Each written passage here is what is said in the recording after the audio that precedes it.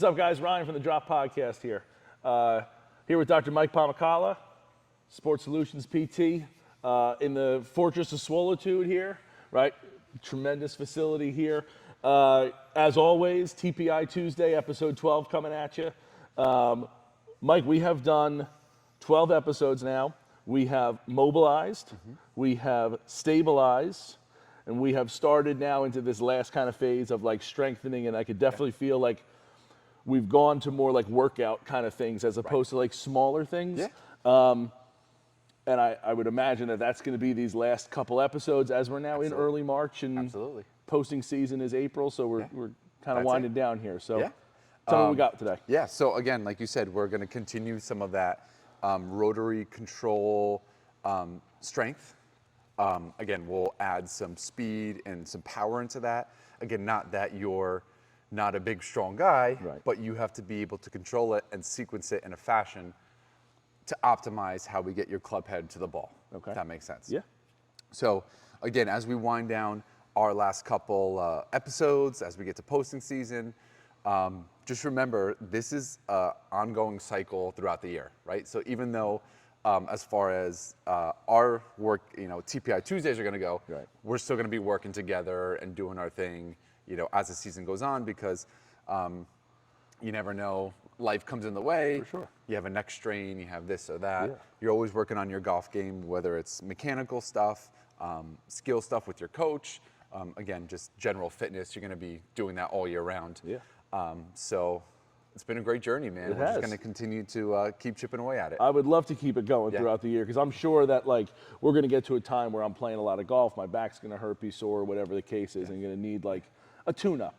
A tune-up, if you will, right? If I will, right. Yeah. But you're going to be so conditioned, man. You're going to be like, I feel great. I don't need you anymore, Dr. Mike. I'm going to say, you always need me, right? I'm kidding. For sure. No, this whole thing's been great, super helpful, and again, like, just because we might stop in here doesn't mean like the exercises, the stretching, the like pre-round stuff that we've talked about even off camera is going to get involved. So absolutely. So there we go. Ready to get after it? Let's hit it, man. Let's do it. And just to add to what we were discussing before, professional golfers live, breathe, eat, sleep golf, right? So they're up early in the morning working out, they're hitting some balls at the range, they're practicing putting, they're doing this daily for a living.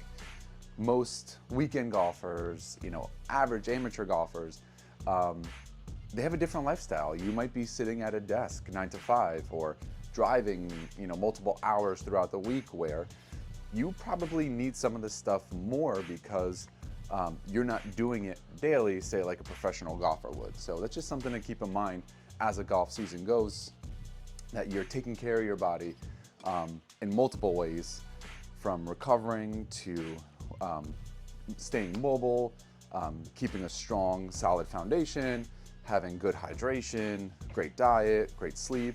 All those things go to account when you're a golfer or athlete in general. So just something to think about. So Ryan has made tremendous improvements with decreasing some of that resting tension in that posterior chain. So we talk about his low back, his hamstrings, his calves.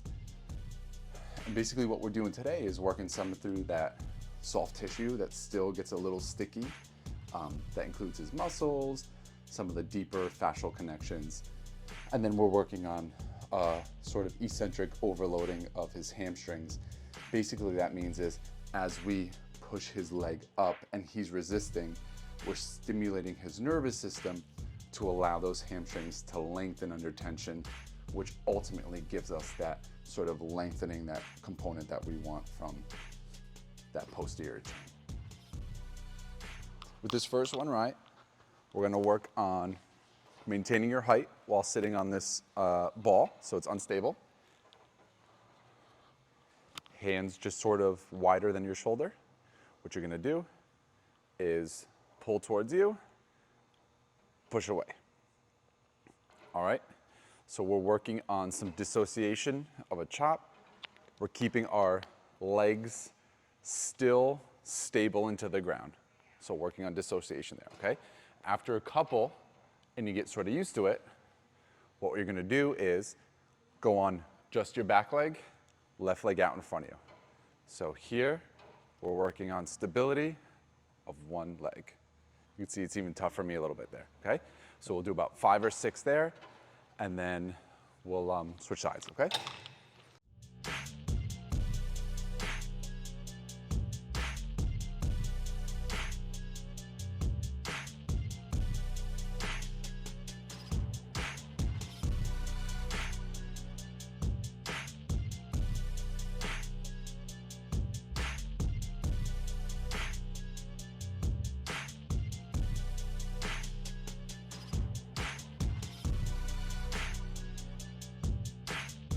Good, awesome. I just tried to speed through that. No, I was gonna say, I know. And guys, while we slow things down real quick here, again, you can see, I don't know if you could see, but Ryan self-corrected his leg. He felt like it was a little too far abducted. He kind of brought it back to midline a little bit. One thing I always preach to Ryan is everything we're doing is with intention for a specific reason, right? So some of the cues I gave him initially for his right foot was to make sure he feels loaded through that right leg, so then in your golf swing, right, you're not swaying as you're coming back. You're not. Yeah. So his foot was set up a little bit more where he might want to try and sway a little bit in his backswing. So by giving him that correction, we're loading his back hip up a lot more efficiently to then be able to drive with the ground reaction force.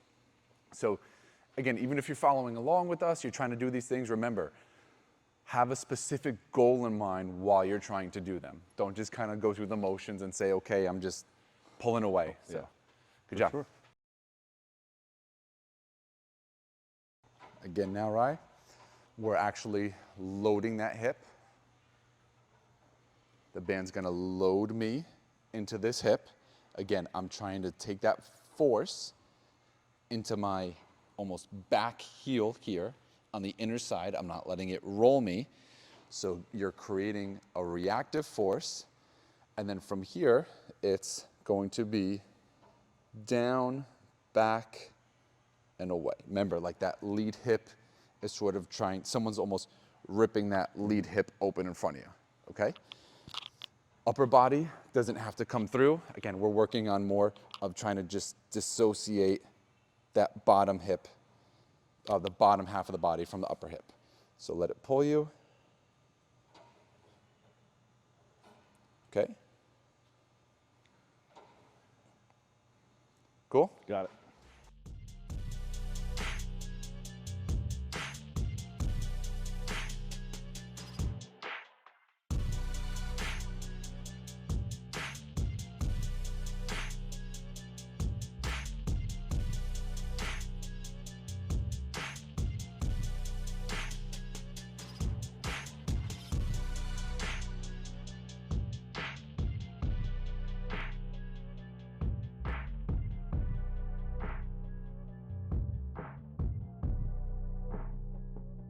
So that's the, thank you for that. Yeah, no problem.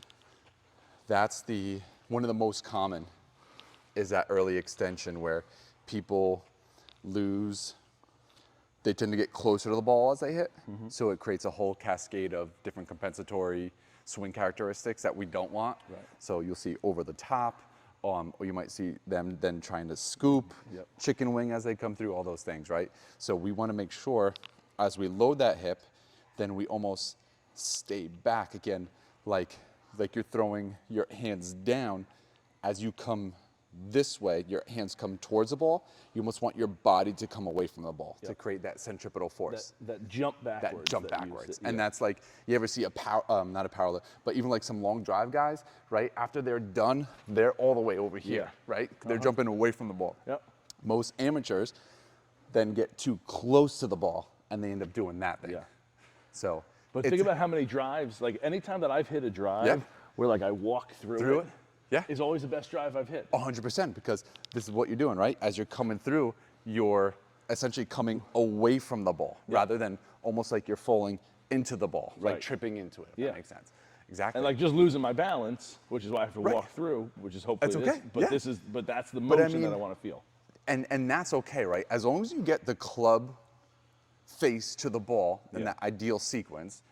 Like again, like Scotty Scheffler is the biggest one. Like you see his foot when you're done, it's like he's done. It's like all the way over here, which is fine because as soon as he gets the contact of the ball and he's got that appropriate follow through, like his body's just going with that momentum that he's created. So, okay, let's go on to this guy next. You going back? I think I'm gonna start right here because we're gonna throw that way. Okay. So I don't know if you want to go over there, maybe catch it. I'm not sure how far. But again, we're going to start with the block, right? We're going to go into our backswing. So we're going to stay like this, into the backswing. And same thing, as you come through, you're going to push through and walk that through. Okay? Okay. So you're loading here, and then it's through. Yep, let me show you one more time. Sort of almost at full speed. You're gonna be here. Try and throw it through.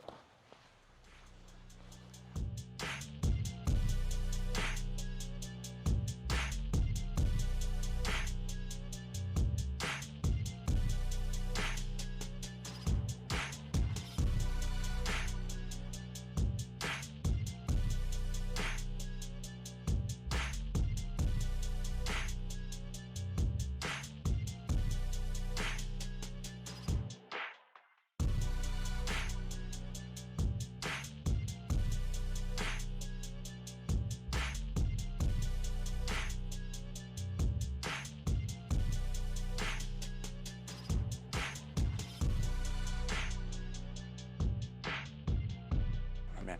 Hey, good stuff today, dude. Thanks, bud. This was great. Yeah. Again, hitting it well. Yeah, man. Like, yeah. More exercise driven, like I said, more like we did the mobility. Then we worked on stability. Always still working on stability with you in particular, Right. because that's where one of your major issues tends to be. My boat is a canoe. Yeah, exactly. But yeah, more like this was definitely more like Yeah. powerful, forceful working on the golf swing. Totally. So, yeah, I'm looking forward to getting out there and seeing what man. this. And like we said, we're gonna hook Ryan up on our 4D motion sensor testing, just to again look at some of the numbers in his actual swings.